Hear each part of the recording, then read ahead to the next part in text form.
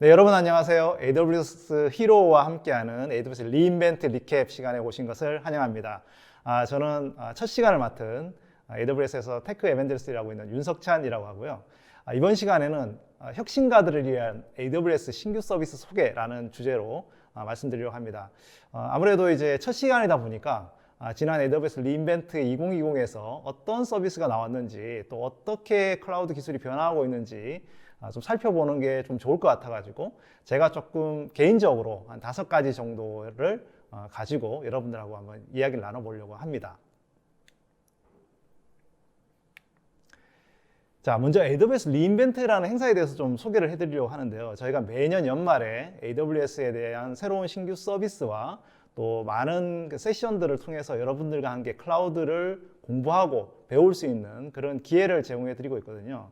원래는 이제 라스베가스에서 매년 진행을 했었는데 올해는 안타깝게도 온라인으로 진행을 했습니다. 그래서 12월 첫째 주부터 3주 정도 진행을 했고요. 그리고 많은 분들이 성원을 하셔가지고 1월 달까지 연장을 해서 이번 주까지 진행을 하고 있는 중입니다. 그래서 여러분들 지금도 리인벤트에 등록을 하시고 또 기존에 있는 세션들 들어가셔서 보실 수가 있고요. 이 리인벤트에 50만 명이 넘는 분들이 등록을 하셨습니다. 비록 온라인이긴 하지만 여러분들한테 좋은 기회니까 꼭 한번 살펴보시기를 권장을 드립니다. 이 리인벤트라는 행사에서는 굉장히 많은 새로운 소식들이 출시가 되거든요.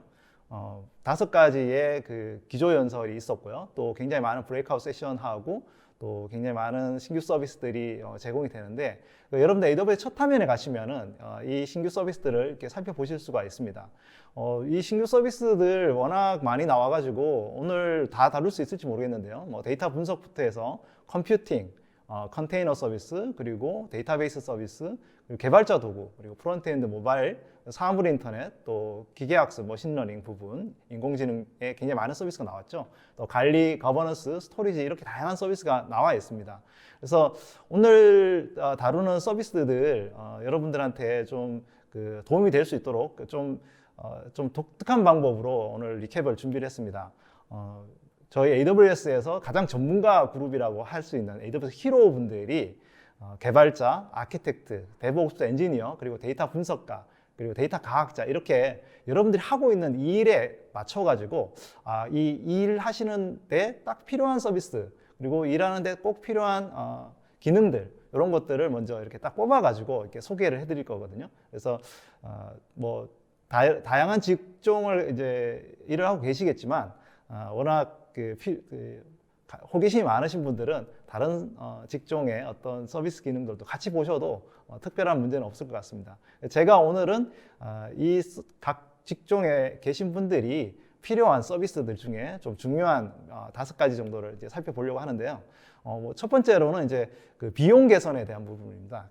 그 다음에 두 번째 부분은 또 머신러닝, 인공지능이 굉장히 중요하죠. 그래서 이 머신러닝 기능 확대를 위해서 역량을 어떻게 바꾸고 있는지 또 이런 것들이 버티컬 산업 분야로 어떻게 확대하고 있는지 이 부분을 좀 집중적으로 또 살펴볼 거고요. 또 중요한 것이 이제 우리가 하고 있는 어떤 애플리케이션 개발의 방법 자체가 일반적인 어떤 환경들, 그러니까 데이터 센터와 클라우드 환경이 아니라 이 다양한 하이브리드 환경으로 바꾸고 있는데 그런 엣지로의 전환 부분들을 좀 살펴볼 거고요. 또 마지막으로 이제 이건 제 개인적인 취향이기도 합니다. 좀 오픈소스를 지원하기 위해서 개방형 클라우드 환경을 어떻게 AWS가 강화하고 있는지 이렇게 5가지를 살펴보도록 하겠습니다. 먼저 첫 번째로는요, 극강의 비용 대비 성능 개선이라고 하는 주제입니다. 우리가 이제 그 클라우드를 사용하는 것 중에 가장 좋은 것 중에 하나가 온디맨드로 우리가 쓰면서 비용을 절감할 수 있다는 거. 그래서 불필요한 그 장비를 구매하고 또 그거를 이제 확장하는 부분에 대한 부분을 혜택을 받을 수 있다는 거 굉장히 중요하죠. 이런 부분에서 어떤 변화가 있는지를 좀 살펴볼 텐데요.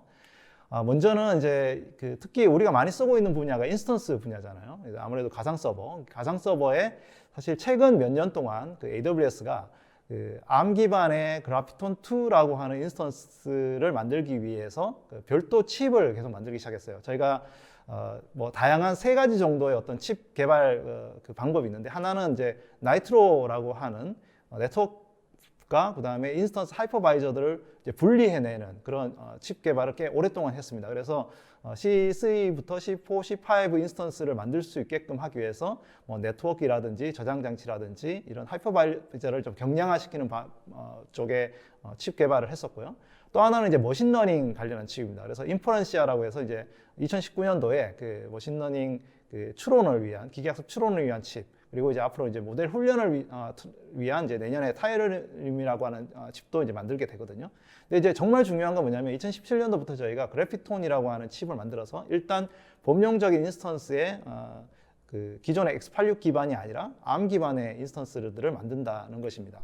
그래서 여러분들이 좀 아시는 분들 아실 텐데요. 이 그래피톤 2라고 하는 칩은 기존의 X86 기반에 대해서 모든 워크로드에 대해서 40% 정도의 그 성능 대비 가격이 낮은, 그래서 굉장히 칩을 이 그래피톤이라는 칩을 쓰는 인스턴스로 옮기기만 해도 비용을 이제 낮출 수 있는 거죠. 그래서 작년부터 저희가 이제 C6G, 뭐 M6G, R6G, T4G 이런 이제 그래피톤 칩 기반의 ARM 기반의 인스턴스들을 이제 출시를 했고요. 올해 저희가 그 리인벤트에 C6GN이라고 하는 인스턴스를 추가를 했습니다. 여기 보시면 G라고 하는 것이 이제 그래피톤 칩을 쓰는 거고, N이라고 하는 것이 이제 나이트로의 그 경량 하이퍼바이저의 어떤 그 대용량 네트워크, 그죠? 를 사용하는 거거든요. 그래서 기존의 나이트로와 그 다음에 그래피톤을 이제 합칠 수 있는 그런 인스턴스가 되겠습니다. C6GN이. 그래서 우리가 이제 그 궁극적인 아주 비용이 절감할 수 있는, 그리고 그러면서도 이제 기존의 그냥 모바일이나 그 웹사이트 정도에 국한되지 않고 굉장히 이제 그 데이터 분석이라든지 또 HPC 애플리케이션 이런 것들도 일부 사용할 수 있을 정도로 좋은 칩들이 나왔다, 이렇게 보실 수가 있겠습니다. 그래서 이 그 그래피톤 2의 등장이 굉장히 큰 그 어떤 뭐랄까요, 이정표가 될 것 같은데요. 이제 고객들이 실제로 이 그래피톤 2로 옮겼을 때 기존 뭐 C5나 뭐 이런 인스턴스에서 옮겼을 때 바로 비용이 절감하는 것을 이렇게 트윗을 보시면 아실 수 있습니다. 지금 보시면은 이제 각각 트윗에서 보면은 인스턴스를 바꾸기만 해도 비용이 바로 이게 떨어지는 걸 보실 수가 있죠. 그래서 아직 이제 서울 리전에 그래피톤 2 칩 인스턴스가 나오진 않았지만 이제 나온다고 하면 여러분들도 이제 바로 갈아타기만 해도 비용을 굉장히 낮출 수 있다, 이렇게 보실 수가 있겠습니다. 두 번째는 이제 스토리지 분야인데요. 이게 스토리지 외에는 저희가 기본적으로 이제 EBS 볼륨에서 GP2라고 하는 일반적인 그 SSD 볼륨이 있습니다. 근데 이 GP2 볼륨 대비해서 훨씬 더 비용이 절감한 20% 정도의 그 비용이 절감이 되면서도 불구하고 성능은 엄청나게 높은 이제 GP3라고 하는 볼륨이 나왔어요. 뭐 딱 보시면 이제 IOPS랑 그다음에 스루프만 보셔도 뭐 거의 1000배, 3에서 3000이니까요. 그리고 이제 스루프도 250에서 1000이니까 4배 정도 이게 증가가 된 볼륨이거든요. 이 볼륨을 사용하기만 해도 기가바이트당 그 20% 비용이 절감이 되거든요. 그러니까 여러분들이 이걸 안 바꾸실 이유가 없는 거예요. 그래서 그 기존에 만약에 이제 GP2 볼륨을 사용하고 계시다고 하면 GP3 볼륨으로 옮길 수 있고요. 또 이제 이번에 나온 EBS 볼륨 중에 IO2라고 하는 EBS 볼륨이 있는데, 이 EBS 볼륨은 극강의 그 IOPS를 보여줍니다. 그래서 기존에 우리가 이제 많은 회사들 중에 그 싼 급의 그 성능이 필요한데 이제 클라우드에서 사용하기가 좀 힘들었던 그런 부분이 있다고 하면 IO2로 사용을 해가지고 굉장히 높은 그 성능들을 이렇게 우리가 확인해 보실 수가 있겠습니다. 이러한 이제 저전력 인스턴스를 사용하면요, 우리가 여러분들이 굉장히 좋은 일을 하는 거예요. 어떤 측면에서 그러냐? 이제 아무래도 이제 AWS도 이제 굉장히 다양한 데이터 센터를 운영하지 않습니까? 이 데이터 센터에는 서버가 있고 그 서버에 들어가는 전력들을 사용을 하게 되는데, 이 그래피톤 2 칩이 기존의 C5 그 인스턴스, 그러니까 X86 기반의 그 인텔 칩이나 AMD 칩 대비했을 때 3배 정도의 보시면 이제 전력 그 효율성이 나오는 걸 아실 수가 있어요. 뭐 여러분들이 기본적으로 우리가 기본적으로 이제 뭐 모바일 폰을 사용해 보면 저전력이잖아요. 그래서 이 저전력이 갖고 오는 장점 중에 하나가 기본적으로 이제 그 지속 가능성, 그러니까 이제 지구라든지 뭐 이렇게 기후 변화라든지 이런 것들에 우리가 대응할 수 있다는 그런 장점이 있겠습니다. 물론 그 기존의 그 엔터프라이즈 기반의 데이터 센터에 대비했을 때 클라우드 데이터 센터가 굉장히 전력을 낮게 쓰고 그다음에 효율적으로 운영이 됩니다. 여러분들 일반적으로 이제 데이터 센터들 같은 경우에는 저녁에는 CPU 메모리를 갖고 있는 이 서버들이 이렇게 돌아가고 있기 때문에 데이터 센터 기존의 전력이 굉장히 높고 사실은 이제 일반적인 클라우드 데이터 센터들은 뭐 AWS 같은 경우는 88%의 이제 탄소 배출을 억제하는 그런 효과가 있고요. 또 이러한 그 굉장히 낮은 전력도 재활용 에너지, 그 기존의 이제 뭐 풍력이라든지 이런 발전을 사용해서 그 사용을 하고 있습니다. 그래서 기후 변화에 굉장히 능동적으로 대응을 하고 있는 중이거든요. 그런데 이제 여러분들이 만약에 ARM 기반의 그 그래피톤 칩 기반의 인스턴스를 사용을 하게 되면은 이거보다 훨씬 더 그 기후 변화에 대응을 할 수 있는 그런 부분에 도움을 주실 수가 있겠죠. 이런 ARM 기반 애플리케이션 생태계가 촉진된다고 하는 것들은 아마 이번 올해부터 굉장히 큰 변화가 있을 거라고 생각이 됩니다. 이 그래피톤2 기반의 ARM 프로세스를 사용해서 기존에 있는 애플리케이션들을 한번 옮겨보고 테스트를 해보고 이런 것들을 이제 여러분들이 같이 해보시는 것이 굉장히 좋겠다 이런 생각이 듭니다. 여기에서 좀 깜짝 그 무슨 발표가 있었죠. 저희가 그 리인벤트 첫날 아마존의 EC2 맥 인스턴스를 저희가 출시를 했는데요. 이 맥 인스턴스는 뭐 개발자들이 쓰는 개발용이라기보다는 뭐랄까요, 그 개발하고 난 다음에 이제 뭐 iOS 앱이라든지 macOS 앱들을 이제 빌드하고 배포할 때 사용할 수 있도록 해주는 일종의 이제 테스트 장비 또는 배포 장비라고 보실 수가 있겠습니다. 그런데 이제 여기서 재밌는 것은 뭐냐면 2021년 올해 EC2 맥 인스턴스에 애플 M1 칩을 아마 추가할 거다라고 하는 부분이거든요. 그래서 이것이 이제 우리가 클라우드에서도 이제 이런 맥 그 OS를 사용할 수 있고 또 M1 칩 기반의 ARM 기반의 인스턴스를 사용해볼 수 있다라고 하는 것이 이제 굉장히 큰 이정표가 될 것 같습니다. 자, 두 번째는 기계학습의 경계를 허문다. 네, 모든 개발자를 위한 머신러닝 역량을 확대하는 부분을 들 수가 있겠습니다. 자, AWS는 굉장히 많은 인공지능 또는 기계학습 서비스가 제공이 되고 있습니다.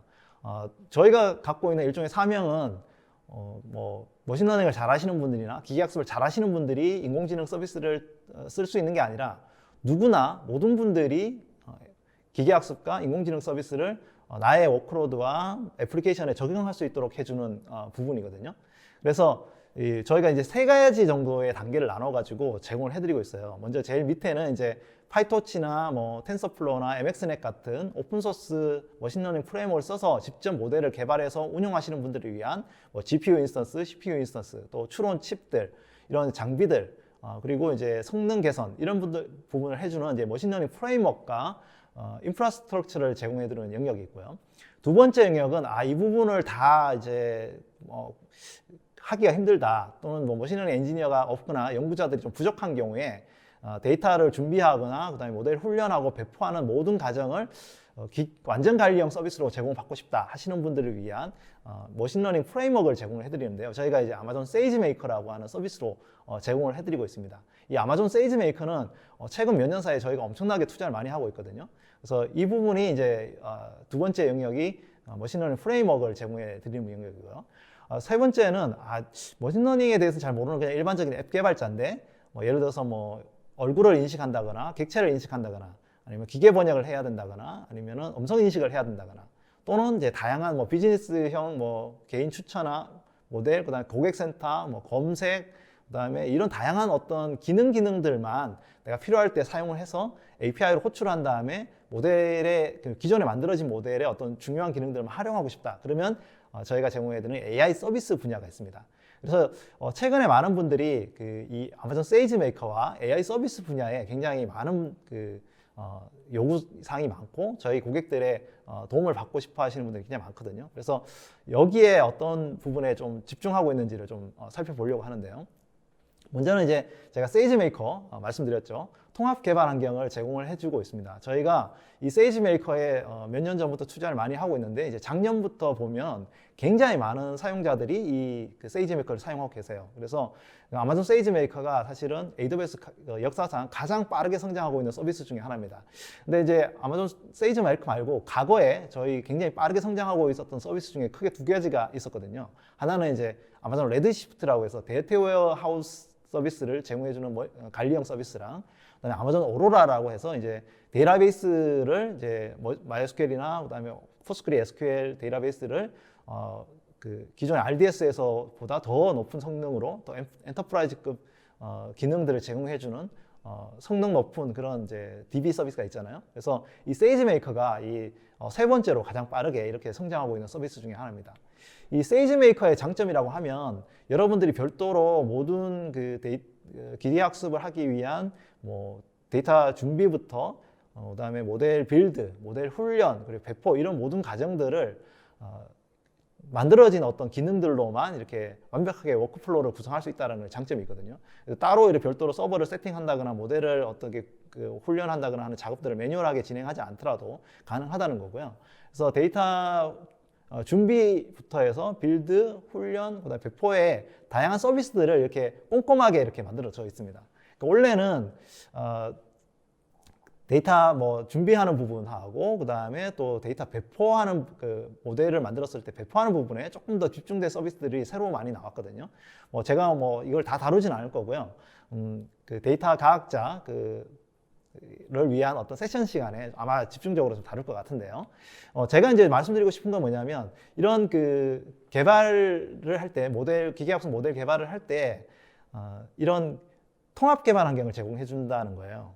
과거에는 이제 모델 개발하고 배포하고 할 때 이제 매뉴얼하게 이제 작업을 많이 했었는데 뭐 이 주피터 노트북을 사용하거나 이제 그때 필요할 때마다 또 이제 스크립트를 쓰거나 이렇게 해야 됐었거든요.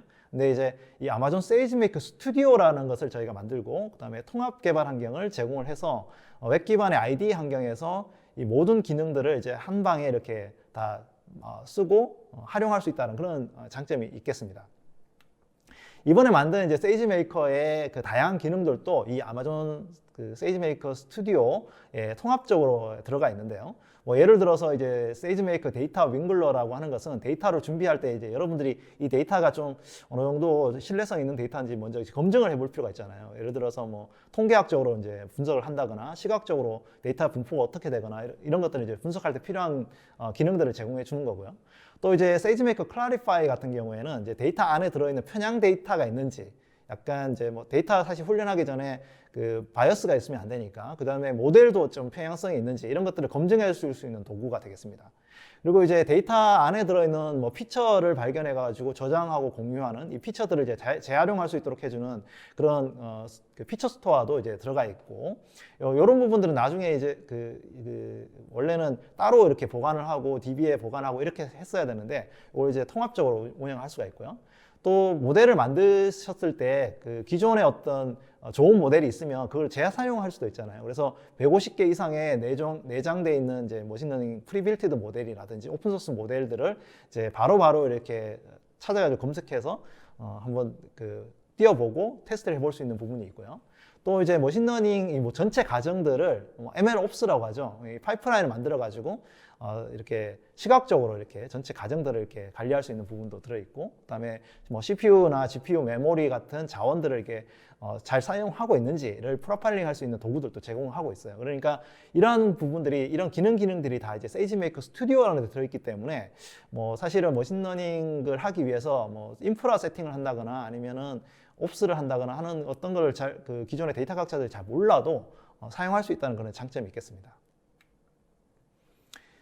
특히 또 중요한 부분이 이런 머신러닝 기능들을 일반적인 개발자들, 데이터베이스라든지 분석 서비스를 사용하고 있는 분들한테도 확대해 준다는 부분들이 좀 크게 어떤 변화하고 있는 분야인 것 같습니다. 작년에 저희가 아마존 오로라 머신러닝, 아마존 오로라 ML이라고 하는 기능을 추가를 해서 이건 뭐냐 하면은 이제 강계형 DB에서 SQL문으로만으로도 머신러닝 기능을 바로 사용해 볼 수가 있습니다. 예를 들어서 뭐 댓글에 어떤 기능이 이게 좀 부정적인지 긍정적인지 감정 분석을 만약에 해야 될 때, 감성 분석을 해야 될 때 주로 이제 아마존 컴프렌드라고 하는 이제 이 자연어 처리 분석 서비스를 사용하게 되거든요. 근데 이제 이 기능을 아예 그 오로라에다가 탑재를 시켰어요. 그래서 뭐 SQL문으로 어떤 커멘트에 대해서 이게 그 포지티브인지 뭐 네거티브인지를 바로 물어볼 수 있는 SQL문만을 넣어주면 굳이 이제 API를 뭐 이렇게 호출해가지고 따로 이렇게 호출하지 않더라도 바로 이제 SQL문으로 나올 수 있게 해주는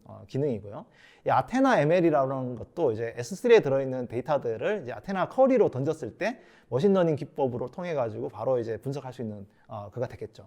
그리고 이제 그 데이터를 그 분석하는 ETL 작업을 할 때도 데이터 블루라고 글루 데이터 블루라고 하는 걸 통해 가지고 이 ETL 작업에서 이제 손쉽게 머신러닝을 탑재하는 부분이 들어가 있고요. 또 그래프DB에 이제 머신러닝을 탑재하는 기능도 들어가 있고요. 또 레드시프트 같은 데이터 웨어하우스에 이제 머신러닝 기능하는 부분도 이제 새로 추가가 됐고요. 또 이제 비즈니스 인텔리전스, 즉 BI를 통해서 시각적으로 데이터 분석하시는 분들한테도 이 킥사이트라고 하는 AWS 서비스가 있는데 여기에 이제 킥사이트 Q라고 하는 서비스를 넣어서 사실은 이제 머신러닝 기능을 잘 모르더라도 이게 있는지 없는지 모르는 거죠. 그래도 이제 손쉽게 사용할 수 있도록 해주는 기능이 추가가 됐습니다. 그래서 이 킥사이트 Q라는 기능을 한번 살펴보면요. 이제 머신러닝 기반의 자연어 질문에 대해서 시각화 비즈니스를 바로 해줄 수 있는 거죠. 기존에는 이제 데이터 소스를 이렇게 갖고 와가지고 그래프를 이렇게 그리고 이렇게 했었거든요.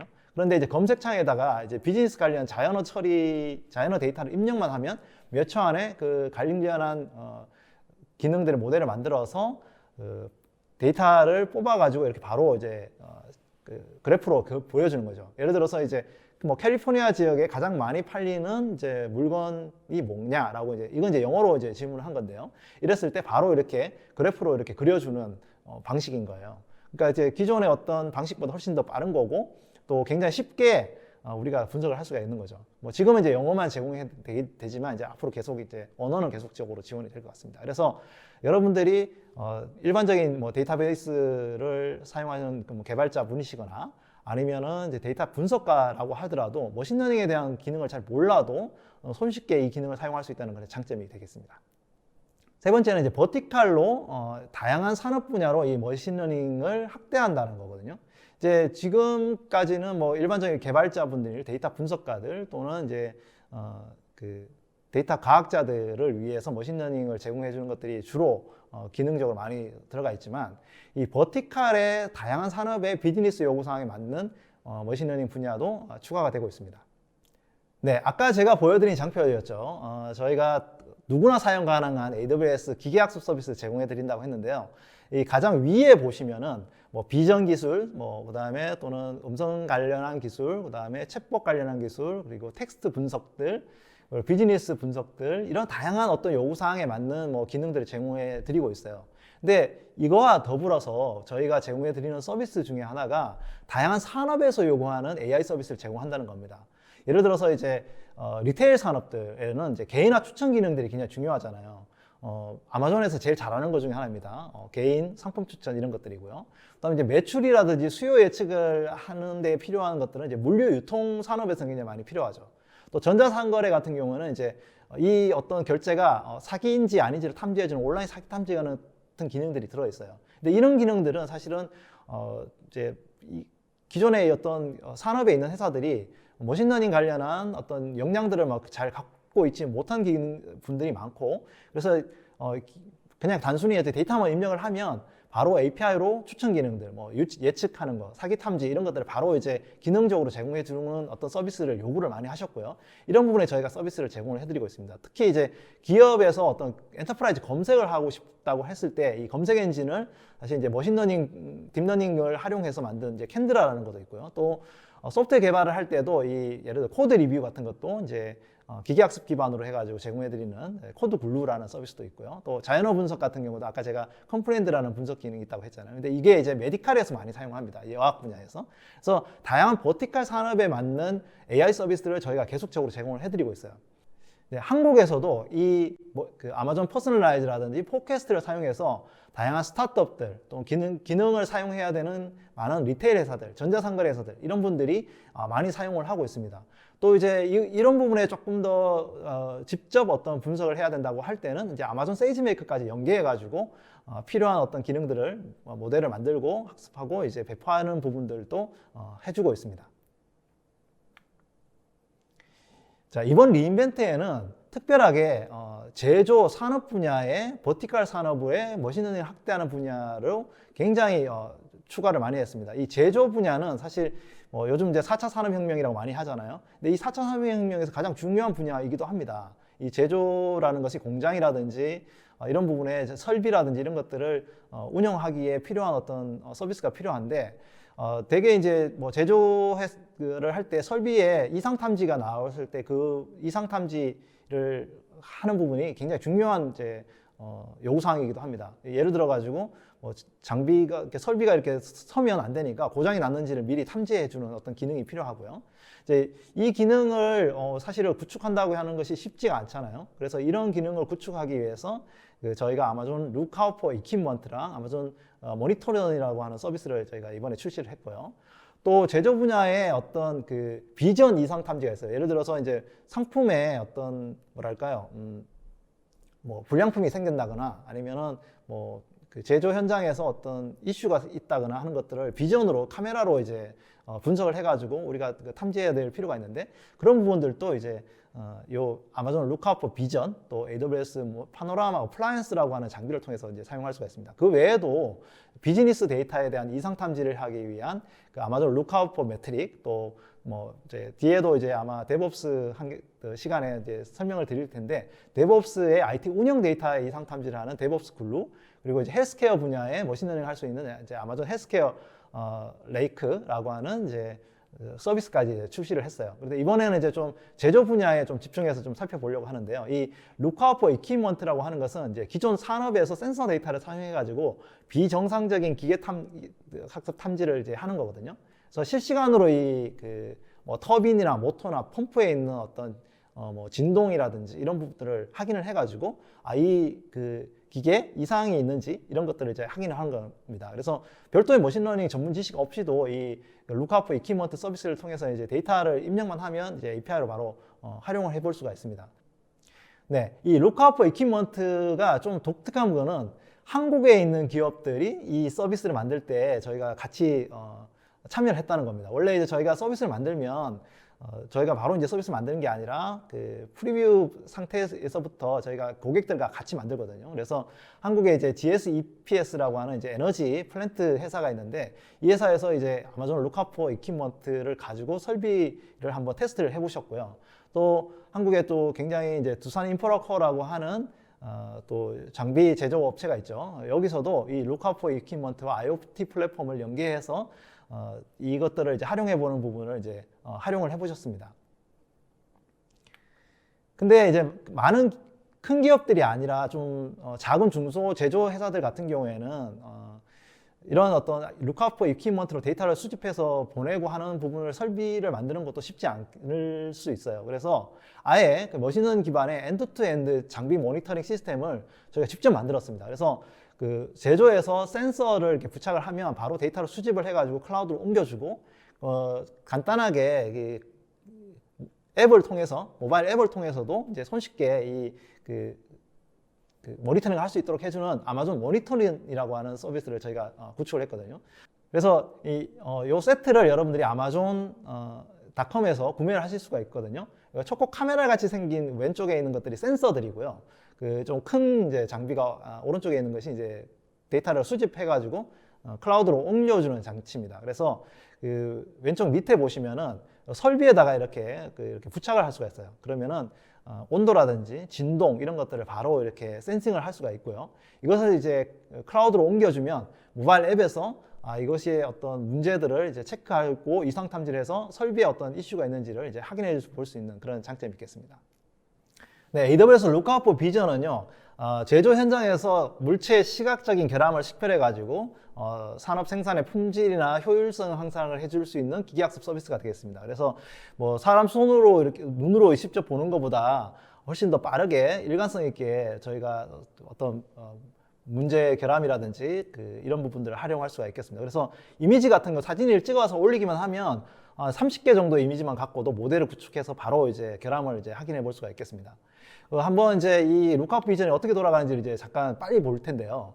룩아웃 비전 아주 간단합니다. 그냥 프로젝트를 일단은 만들고 난 다음에 이미지들을 이제 S3에다 올리면 돼요. 그러면은 이제 어떤 거는 정상인지 어떤 거는 이상인지를 먼저 이렇게 몇 개만 이렇게 테스트로 이렇게 세팅을 하면 그거에 대해서 바로 모델을 생성하게 되거든요. 자, 그러면 이제 데이터를 이렇게 업로드를 하고 난 다음에 바로 이제 모델을 트레이닝을 해줍니다. 그래서 이상 어나몰리와 그 다음에 정상을 이렇게 세팅을 하면 바로 이제 우리가 기본적인 모델이 만들어지고요. 여기에 이제 뭐 실험적인 데이터 몇 개를 한번 올려보도록 할 텐데요. 원하는 이제 데이터들 쭉 선택해가지고 올려주면 기존 모델에서 바로 나온 데이터를 통해가지고 아노말리 디텍션을 바로 이제 해볼 수가 있겠습니다. 그래서 아주 손쉽게 우리가 아주 작은 데이터만 갖고도 기존 아주 좋은 모델을 가지고 모델 트레이닝을 하고 그다음에 서비스를 바로 API를 통해서 받을 수 있다는 그런 장점이 있겠습니다. 이게 손쉽게 나오죠. 그래서 이거는 이제 뭐 여러분들 CLR을 통해 가지고 데이터 올리고 그다음에 바로 받을 수 있고 뭐 SDK를 통해 가지고 이제 API를 통해서 이제 호출을 해볼 수가 있는 장점이 있겠습니다. 자, AWS 파노라마 어플라이언스는요, 이런 부분을 또 이렇게 구축하기 어려우신 환경을 갖고 있는 제조회사를 위해서 만들어진 서비스가 되겠습니다. 이 지금 왼쪽에 보시는 게 이제 파노라마 어플라이언스라고 하는 장비고요. 이 장비는 이제 CCTV라든지 기존에 이제 다양한 카메라들이 있을 거잖아요. 그 카메라들의 데이터를 수집을 해서 스트리머로 받은 다음에 그걸 가지고 이제 클라우드로 올려서 바로 이제 학습할 수 있게끔 해주는 서비스가 되겠습니다. 그래서 뭐 예를 들어서 이제 공장 내부에 있는 내부 데이터라든지 이런 것들을 이제 확인해서 서비스를 해서 정확하게 뭔가를 감지하거나 이런 걸 할 때 필요한 거고요. 이 기존에 이제 모델들이 어느 정도 생성되어 있기 때문에 손쉽게 원하는 워크로드를 판단해가지고 이제 서비스를 받을 수가 있겠습니다. 뭐 예를 들어서 공장 내에 이제 뭐 사람이 이게 거리 지키를 하고 있는지 이런 것들 만약에 확인한다면 사람 간의 어떤 감지 센서 같은 것들을 서비스를 해야 되잖아요. 그래서 이 파노라마 어플라이언스를 이제 어떻게 구동하는지를 잠깐 이제 살펴보려고 하는데요. 먼저는 이제 이 어플라이언스를 구매를 하고 나면은 먼저 이제 세팅을 하게 되죠. 그래서 이제 인터넷으로 연결을 하고 난 다음에 여기에 이제 필요한 어떤 뭐 세팅을 환경 설정을 이제 하게 됩니다. 그래서 뭐 필요한 이제 뭐 데이터도 받고 그다음에 이제 펌웨어도 이제 업그레이드를 하고요. 그런 다음에 이제 카메라를 이제 선택을 합니다. 그러면 주변에 있는 카메라들을 이렇게 쭉 찾아가지고 할 수 있고요. 다양한 이제 카메라들을 이제 세팅을 할 수가 있습니다. 그런 다음에 이제 원하는 모델을 이제 선택을 해서 어떤 모델을 쓸 건지를 먼저 골라야 돼요. 그래서 다양한 모델을 기존에 있는 모델을 쓸 수도 있고, 뭐 여러분들이 갖고 있는 모델을 쓸 수도 있고, 사람에 대해서 이제 디텍션하는 모델을 지금 선택을 했고요.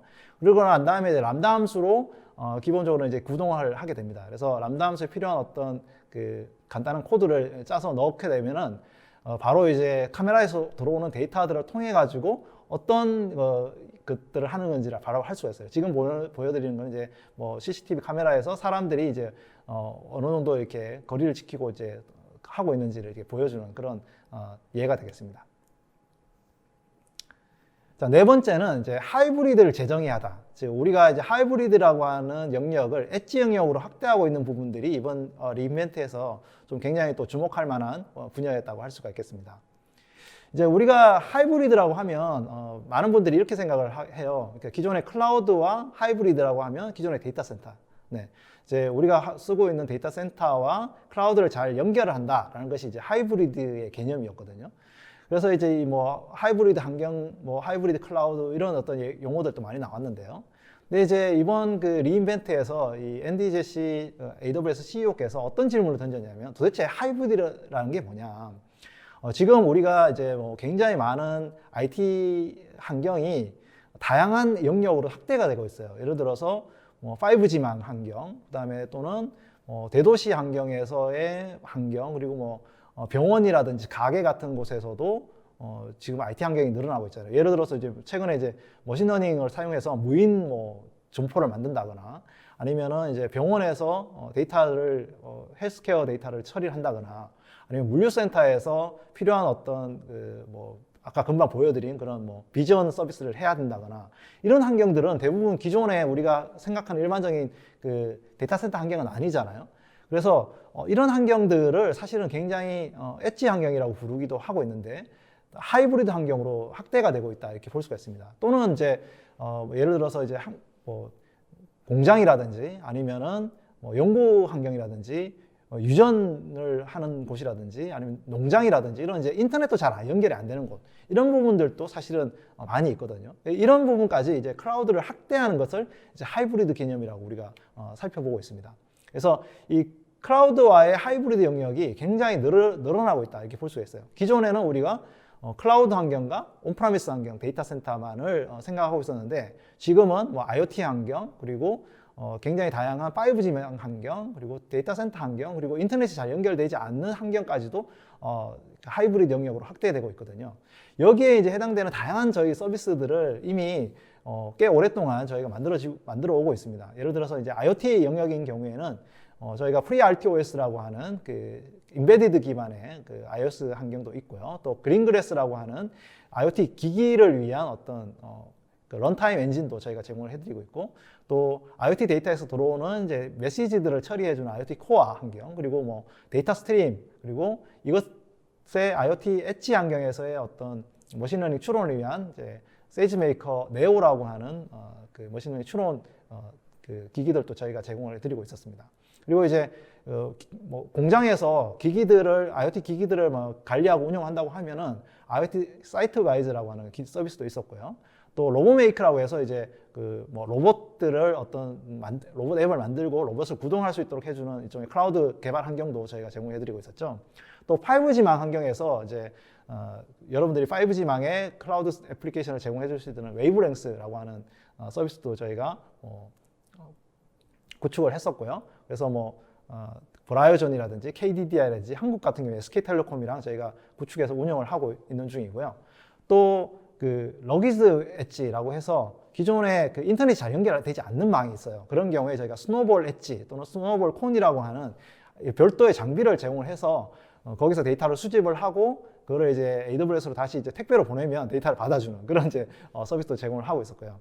또 이제 온프라미스 데이터 센터 환경도 굉장히 달라지고 있습니다. 또 뭐 기존의 기업 내부에 있는 환경인 경우일 수도 있고, 또 아니면은 뭐 병원이라든지 가게 이런 곳인 경우에도 제가 AWS 아웃포스트라고 하는 그 장비를 아예 그냥 직접 렉을 보내드려서 AWS 서비스를 바로 이제 서비스 해볼 수 있는 그런 서비스도 제공을 하고 있죠. 그래서 AWS 클라우드에서 제공해드리는 이제 기존의 리전 환경 또는 가용 영역 환경, 엣지 로케이션 환경을 다양한 영역으로 확대하는 부분들은 꽤 오랫동안 진행을 하고 있었습니다.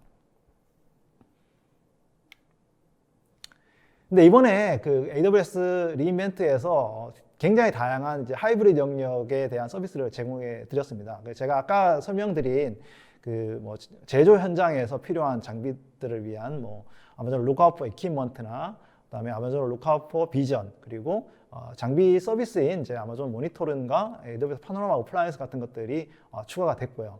또 재밌는 것이 이제 온프라미스에서 뭐 예를 들어 아까 제가 말씀드린 뭐 가게라든지 아니면은 뭐 무인 그 편의점이라든지 아니 물류센터라든지 이런 곳에서 IT 환경을 만약에 제공하고 싶다, 그런 경우에 어떻게 할 수 있냐. 그래서 저희가 이제 이 아웃포스트라고 하는 렉 환경을 제공을 해드리고 있다고 말씀을 드렸잖아요. 이것은 이제 기존의 AWS 서비스를 여러분들 데이터 센터에다가 제공해 드릴 수 있도록 해주는 서비스가 되겠습니다. 이제 완벽하게 AWS에서 운영이 되고 있고, 그래서 여러분들은 AWS 콘솔에서 바로 기존의 AWS 클라우드와 그리고 이제 아웃포스트 환경을 바로 배포를 할 수가 있게 됩니다. 근데 이제 금방 이 엣지 환경을 추가한 부분을 이제 생각을 해보면은 AWS 아웃포스트에 이제 원유 또는 2U 사이즈의 그 작은 그 서버들을 이번에 추가하기로 이제 프리 어나운스를 했거든요. 그래서 전력 및 공간이 제한된 작은 환경에서 작은 컴퓨팅 환경이 필요한 부분들, 이런 부분에서도 이제 제공을 해줄 수가 있고요. 그래서 아까 이제 아웃포스트 같은 이제 데이터 센터뿐만 환경이 아니라 기존의 그 가게라든지 아니면 물류센터라든지 이런 다양한 환경에도 이제 아웃포스트를 제공해주는 장점이 있게 됐습니다. 또 한 가지 이제 좀 주목할 만한 서비스 확대 중에 하나가 아마존 ECS나 EKS라고 하는 저희 컨테이너 서비스가 있거든요. 이제 이 컨테이너 서비스를 기존의 클라우드 환경이 아니라 기존 데이터 센터 환경으로 제공해 줄 수 있는 ECS, EKS Anywhere라고 하는 서비스도 이제 저희가 프리 어나운스를 했거든요. 그래서 기존의 엣지 환경이 늘어남에 따라서 애플리케이션 환경도 컨테이너 환경을 좀 더 쉽게 다양한 엣지 환경으로 배포할 수 있고, 예를 들어 필요하다면 아웃포스트 환경으로도 배포할 수 있고, 또 여러분들의 데이터 센터에 있는 기존의 장비에서도 배포할 수 있는 그런 장점이 있겠습니다. 그래서 이번 그 리인벤트에서 좀 이런 엣지 환경이 굉장히 늘어나게 됐다, 이런 부분이 이제 큰 어떤 변화 중에 하나이지 않을까 그런 생각이 듭니다. 마지막으로 이제 개방형 클라우드 환경이 좀 강화되고 있다. 그래서 이 오픈소스 지원이 점점 더 확대되고 있다. 이런 부분들이 이제 좀 큰 변화라고 저 개인적으로 좀 생각을 하고 있는데요. 사실 저도 이제 오랫동안 이제 오픈소스 기반의 커뮤니티 활동도 하고 공헌도 하고 했었는데, 사실 오픈소스는 크게 두 가지가 있어요. 하나는 오픈소스를 활용하는 사용자층과 또 코드 공헌층이 있거든요. 근데 이제 기존의 AWS 같은 경우는 이제 코드 사용자를 늘리는 굉장히 다양한 클라우드 기반의 오픈소스 매니지 서비스를 많이 만들었잖아요. 그래서 뭐 하둡이라든지 데이터베이스 MySQL이나 PostgreSQL 이런 걸 사용할 때 클라우드에서 제공해주는 RDS 서비스라든지 EMR 서비스를 사용하면 좀 더 쉽게 이 오픈소스를 사용해 볼 수가 있겠습니다. 또 여기서 이제 끝이지 않고 아마존에서는 다양한 오픈소스 프로젝트에 이제 코드 공헌을 하고 있거든요. 기존에 사실은 이제 매니지 서비스를 운영을 하고 싶다면 이런 코드 공헌은 이제 필수적이고요. 이 업스트림에 따라가서 또 그 필요한 어떤 기능을 공연을 하고 또 그걸 이제 매니지 서비스로 만들고 있습니다. 뭐 레디스라든지 아니면은 저희가 뭐 액티브 MQ라든지 또 주피터 노트북이라든지 또 이 다양한 어떤 분야에 저희가 공헌을 하고 있습니다. 그래서 이것들을 가지고 또 저희가 매니지 서비스로 이제 구축을 하고 있죠. 뿐만 아니고 저희가 많은 오픈소스 재단하고 커뮤니티에다가 저희가 이제 활동을 하고 있습니다. 특히 이제 리눅스 재단이라든지 특히 클라우드 컴퓨팅에 관련한 다양한 오픈소스를 만들고 있는 클라우드 네이티브 컴퓨팅 파운데이션, 그리고 아파치 재단, 이런 곳에 저희가 투자를 계속 하고 있고 또 굉장히 많이 공헌을 하고 있고요. 지금은 조금 쉽지 않습니다만은 다양한 이제 오픈소스 컨퍼런스라든지 활동에도 저희가 적극적으로 스폰서링을 하고 참여를 하고 있고, 또 여러분들이 이제 AWS 오픈소스 웹사이트에 가보시면 다양한 이제 저희 컨텐츠와 블로그 이런 것들도 제공을 해드리고 있어요.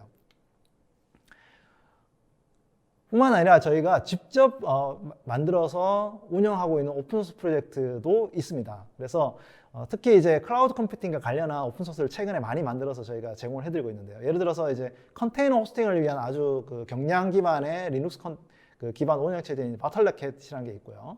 또 이제 람다 함수 같은 것들을 제공하려면 서버리스 환경을 제공하려면 저희가 마이크로 VM을 만들어서 운영하고 있는데, 이 마이크로 VM을 위한 이제 파이어클래커라고 하는 이제 또 OS도 VM OS도 저희가 오픈소스로 공개를 하고 있습니다. 아까 제가 소개해드렸지만 이제 IoT에서 인베디드 환경을 위한 이제 ITOS, FreeRTOS 저희가 인수를 해서 저희가 투자를 하고 있고요.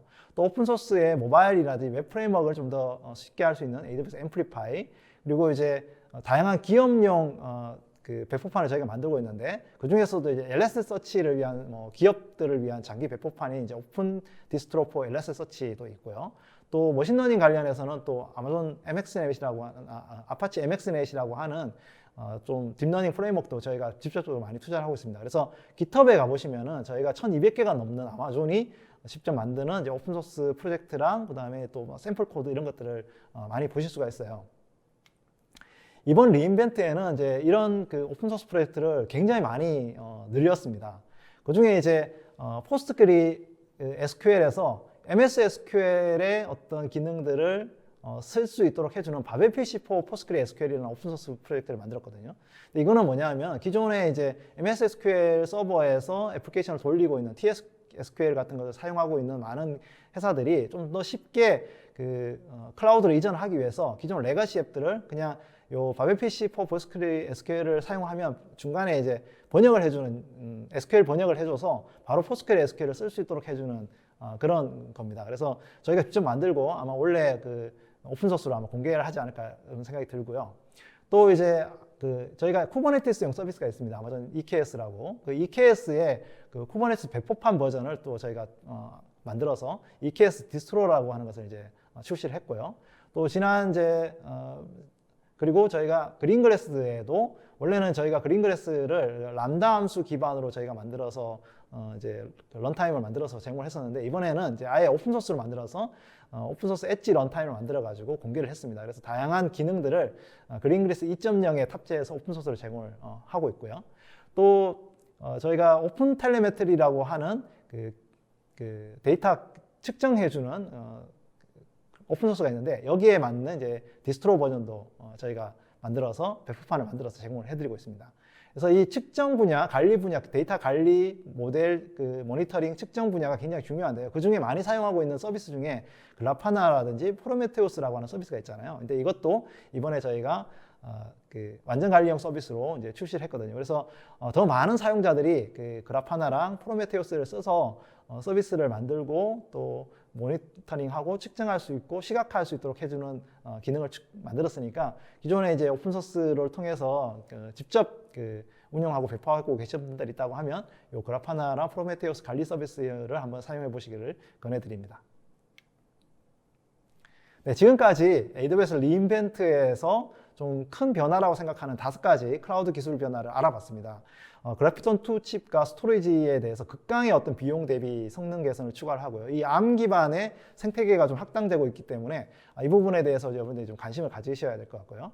또 기계학습 분야에서도 통합 IDE 환경을 통해서 세이지메이커의 다양한 기능들을 축소하고 있어가지고 기존의 데이터 과학자분들이나 데이터 분석가들이 인프라의 어떤 그 지식 없이도 손쉽게 머신러닝 기능을 확대할 수 있고 또 기존의 데이터 그 베이스라든지 데이터베이스라든지 또는 그냥 분석을 하시는 분들도 기존 서비스에서 바로 머신러닝 기능을 내가 굳이 공부하지 않아도 사용할 수 있는 어떤 경계를 해무는 부분들이 좀 많이 출시가 됐고요.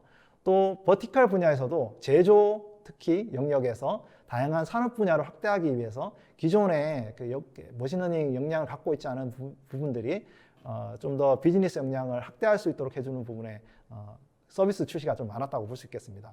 또 이제 하이브리드 영역도 굉장히 확대가 됐죠. 엣지 영역으로 많이 확대가 되고 있고 이 분야에 필요한 어떤 서비스 기능들도 점점 늘어나가지고 우리가 이제 일반적으로 이제 데이터 센터와 온프레미스 데이터 센터와 클라우드만 생각하는 게 아니라 다양한 영역의 엣지 환경에서도 클라우드를 연결하고 접목할 수 있는 부분이 점점 더 확대되고 있다 이렇게 볼 수가 있겠습니다. 마지막으로 이제 오픈소스 지원을 확대해서 좀 더 개방형 클라우드 환경을 사용을 하고 또 오픈소스를 사용하시는 분들이 좀 더 쉽게 클라우드 환경에서 이 오픈소스 소프트웨어 사용을 하고 또 기존의 오픈소스 배포판이나 이런 것들을 활용할 수 있도록 해주는 부분도 저희가 이번에 많이 추가한 부분이라고 볼 수가 있겠습니다.